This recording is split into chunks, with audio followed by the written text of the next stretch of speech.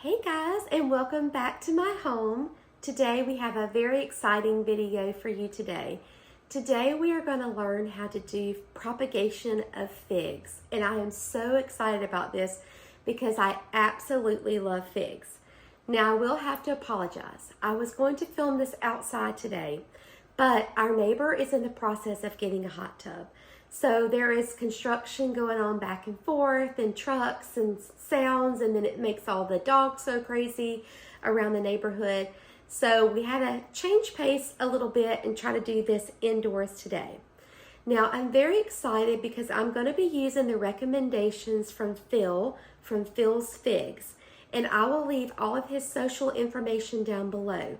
But he has made a step-by-step guide for fig propagation, and he goes over the 10 steps of propagating figs. He makes it super easy on growing your own figs, and you can purchase figs from him if you don't want to grow your own yourself. So I'm just going to go over these steps today, and then we will walk through the process of propagation of figs. All right, let's get started. So number one is to choose the right time. Late fall through the winter is the best time to take fig cuttings, when the trees are dormant and the fig cuttings are lignified with hardened off wood. Figs do not have to be completely dormant in order to take cuttings. Cuttings should be lignified for resilience and for hardiness. Number two, select healthy cuttings. If you are receiving cuttings from Phil, that's his part. Choose cuttings that are 6 to 8 inches long, have at least 3 node areas. The majority of the cutting should be lignified, aka hardened wood, and have brown to gray bark. Number 3, prepare the cuttings. Rinse the cuttings and damp dry with a paper towel. If you are worried about any contamination, you can use hydrogen peroxide dilution and scrub the cuttings with a toothbrush or a damp paper towel. If cuttings were stored in a fridge for long periods of time, soak the cuttings in water for rehydration. Use sharp shears or a knife to make clean, straight cuts just below a node at the base of the cutting. You can also make vertical cuts around the last inch of the cutting. This is known as scoring, the bark which allows for exposure of the cambium layer and more.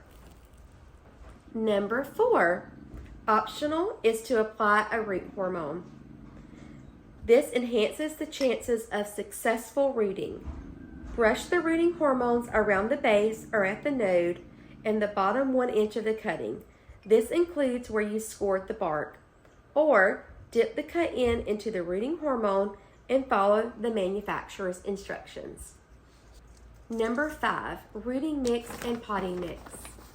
Coconut coir and a perlite mixture. Coconut coir is relatively inert and will aid in preventing root rot. The perlite is for drainage and aeration. Mix 1 part cocoa coir and 1 part perlite, and this mixture seems to work very well. A well-draining potting mix will also work, and he also prefers using organic, but conventional potting mixes also work.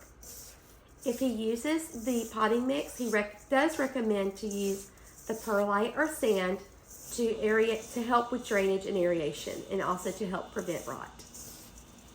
Number 6, plant the cuttings. Fill cups with a rooting soil medium. Make a hole in the center of the soil for the cuttings, and so you don't remove any of the rooting hormone if you've used it. Insert the cutting into the hole in the potting mixture. Bury at least 1 node deep. Press the soil gently around the cutting to secure it. Pushing cuttings into a medium works too, but it can wipe away the rooting hormone. Number 7. Keep in a humid environment. Make sure the soil is moist yet well drained. Phil likes to keep his cuttings in a greenhouse to keep the moisture levels up. He also will keep them in plastic bins in a hallway or closet with a grow light. If there is enough moisture in your home, placing near a window in the rooting pots or cups work great. You can also use an at-home humidity dome by placing a plastic bag or clear plastic cover over the pot to create a mini greenhouse effect. This helps maintain high humidity for the cutting. Number 8, provide light and warmth. Fig cuttings like warmth. Consistent warm temperatures at least 70 degrees Fahrenheit is ideal for root development.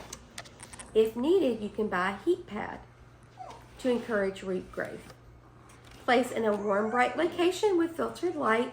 Consider placing the fig cuttings on a windowsill or a well-lit room with filtered light. You can certainly use a grow light as well.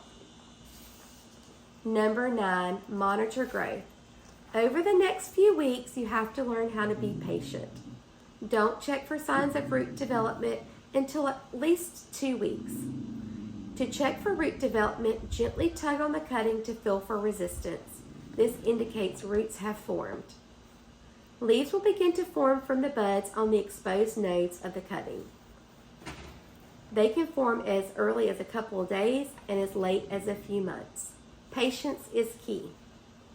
And number 10, transport and transplant. Around 3 months or longer, the cutting should develop a good root system. If the cutting was grown indoors or in a darker place, move it outside gradually over the course of a few weeks so it can acclimate to full sun, temperature changes, and weather conditions. When placing in a new pot, do not disturb the root ball. Place in a new container about 2 times larger than what it was before, with well-draining potting soil. It will live here for at least a year. It's still a baby, so treat it like a baby. Soft and gentle transitions. So I hope this helped you out today on getting started with your fig propagation.